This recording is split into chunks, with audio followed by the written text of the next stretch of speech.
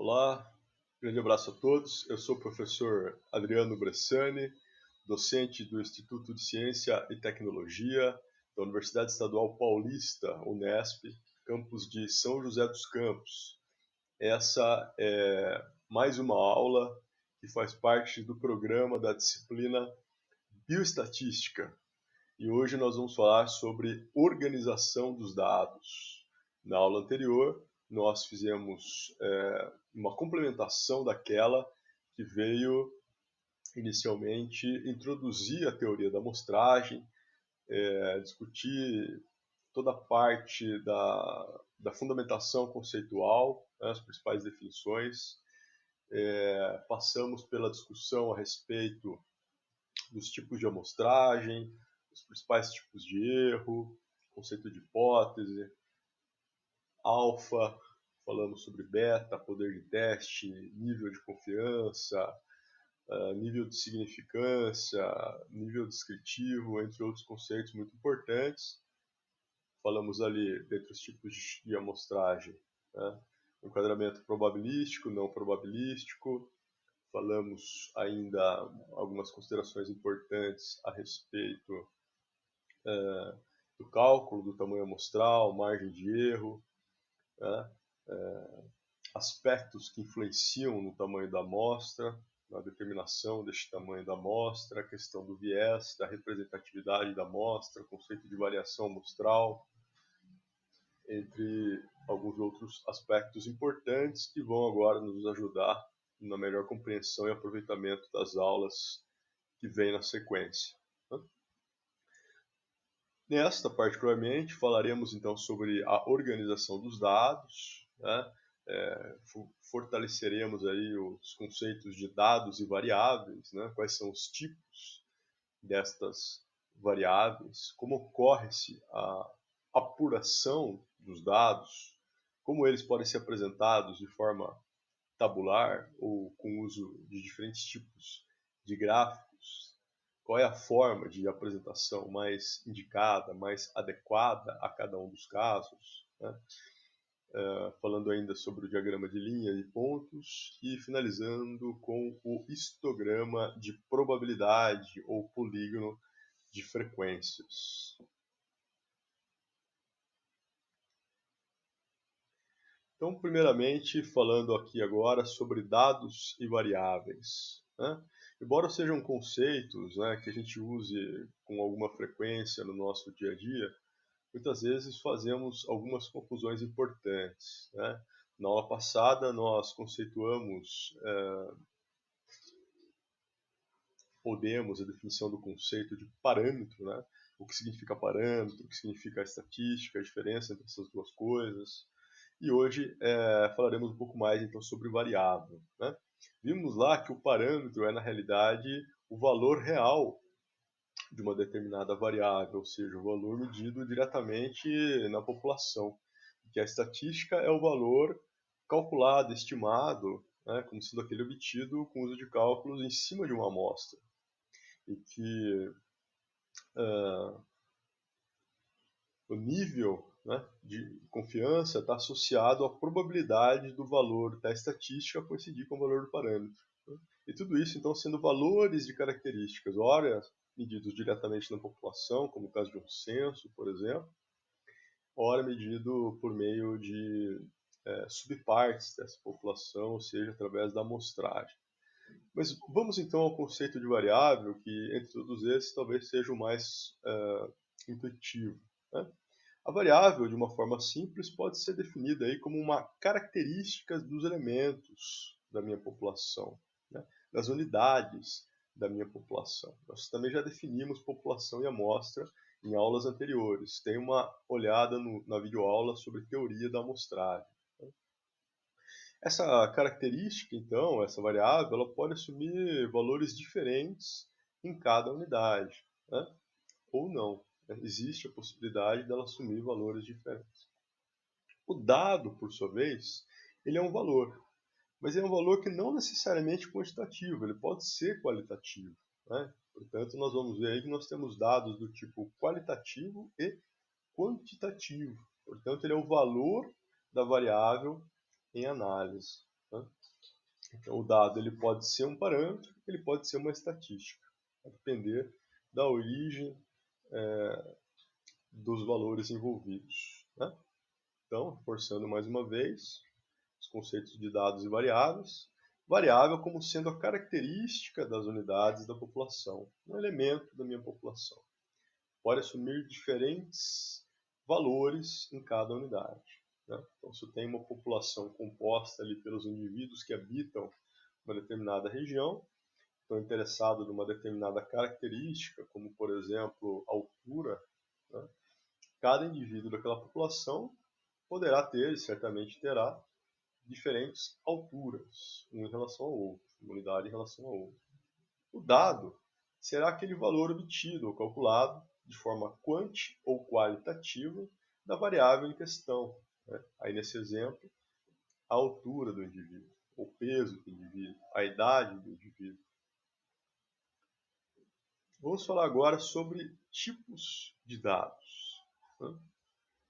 Veja só, temos aqui dois tipos importantes, cuja definição é de conhecimento fundamental para a aplicação de testes e análises estatísticas, visto que muitos testes perguntam, né, se aquele dado ele é independente ou se ele é pareado. O conceito de dado independente diz respeito a um valor que é um valor obtido, é um valor medido em unidades diferentes, né? Então eu tenho vários indivíduos da população. Então, ora eu meço num indivíduo, ora eu meço em outro, né? E a medição de um indivíduo, ela não depende do valor, né, do indivíduo medido anteriormente. O indivíduo tem outro indivíduo como controle, né?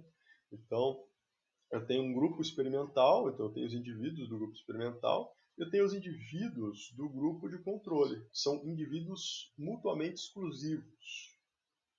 Já no caso de dados pareados, é completamente o contrário. Os valores eles são medidos em uma mesma unidade, porém em momentos diferentes. O que permite fazer que o indivíduo ele é controle de si mesmo.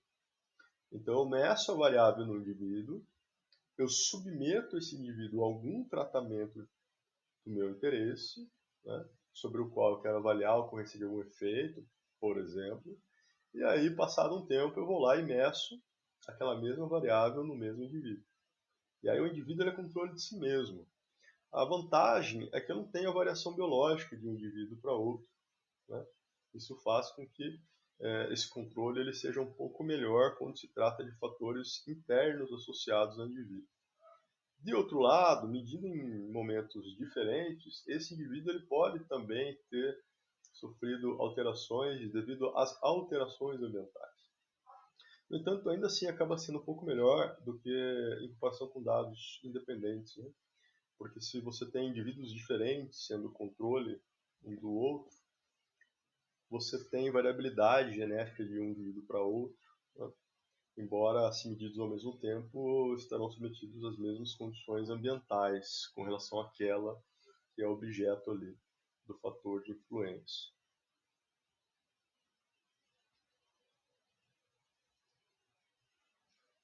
Bom, falando um pouco mais sobre esses tipos de dados. Primeiramente, sobre os dados pareados, né? O dado pareado ele é muito interessante porque ele nos permite a chamada experimentação simples, né? Ou seja, uma análise de efeitos a partir de dados que são obtidos sobre medição, né, ou por medição, realizada sobre os mesmos indivíduos antes e depois de um tratamento. Então aqui embaixo nós temos a medição 1, realizada no indivíduo, submete-se esse indivíduo ao tratamento e aí se realiza uma medição 2. E o efeito é dado pela comparação das primeiras e segundas medições. Você tem, dessa maneira, um maior controle sobre os fatores experimentais, né? Sobretudo no que diz respeito à variabilidade genética do indivíduo. Porém, você tem um menor controle dos fatores externos, né? Já que você está tendo uma medição feita em momentos diferentes e os fatores externos mudam de um tempo para outro. Logo, ela é mais suscetível a efeitos misturados devido à variação de fatores externos entre os momentos diferentes. Ela tem esta limitação. De outro lado, quando a gente usa os chamados dados independentes, isso nos leva à chamada experimentação comparativa. Não que a anterior não seja, é que aqui eu tenho um grupo de controle e um grupo experimental, diferentemente lá onde eu tinha apenas um grupo, os indivíduos ora eram medidos antes do tratamento e ora depois do tratamento. A análise de efeitos na experimentação comparativa com o uso de dados independentes é feita a partir de dados obtidos por medição sobre indivíduos pertencentes a diferentes grupos, ou seja, grupos mutuamente exclusivos. O indivíduo ele não pertence a mais de um grupo, por isso os grupos são independentes com relação à composição das suas unidades, dos seus elementos. Os indivíduos do grupo experimental têm como controle indivíduos não submetidos ao tratamento, ou seja, chamado grupo de controle. Ele é menos suscetível à ocorrência de efeitos misturados, pois tanto o grupo de controle quanto o externo estão expostos aos mesmos fatores ambientais, já que as medições são feitas de forma simultânea. Porém, eu tenho a variabilidade genética de um grupo para outro. Então, nós temos aqui um grupo experimental ao qual submete-se um tratamento, faz-se uma medição. Você tem um grupo de controle que não é submetido ao tratamento e sobre ele é feita a mesma medição. E aí, das diferenças entre as duas medições, eu posso, então, buscar identificar se há uma diferenciação estatisticamente significativa ou não. Então, perceba que as duas abordagens têm as suas vantagens e desvantagens. Particularmente, sempre que possível, dados pareados são uma opção interessante. Bom, ainda falando sobre tipologia de variáveis, nós temos, como eu já mencionei antes, os tipos ditos qualitativos e também os chamados quantitativos. Mas falaremos um pouco mais sobre isso no próximo vídeo. Até lá, um grande abraço.